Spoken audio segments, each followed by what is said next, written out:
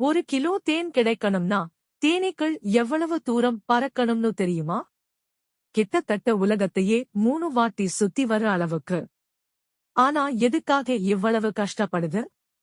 தேனீக்களுக்கு பூக்கள் வருஷம் முழுக்க கிடைக்காது. குறிப்பா குளிர் காலத்துல பூக்கள் இருக்காது. அந்த நேரத்துல தங்களோட கூட்டை காப்பாத்தவும் குட்டிகளுக்கு உணவளிக்கவும் தான் தேனைச் சேமிக்குது. பூக்கள்ல இருக்கிற இனிப்பான நேக்டார் திரவத்தை தேனீக்கள் குடிக்கும். அது அவங்களோட வயித்துல இருக்கிற என்சைம்களோட கலந்து அப்புறம் கூட்டுல வந்து மெழுகு அறைகள்ல வைக்கும்.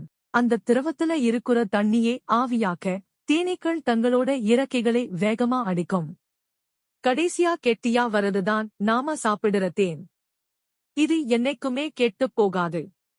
2000 வருஷம் பழமையான தேன் கூட இன்னும் சாப்பிடுற நிலைமையில இருக்கும்னு தெரியுமா?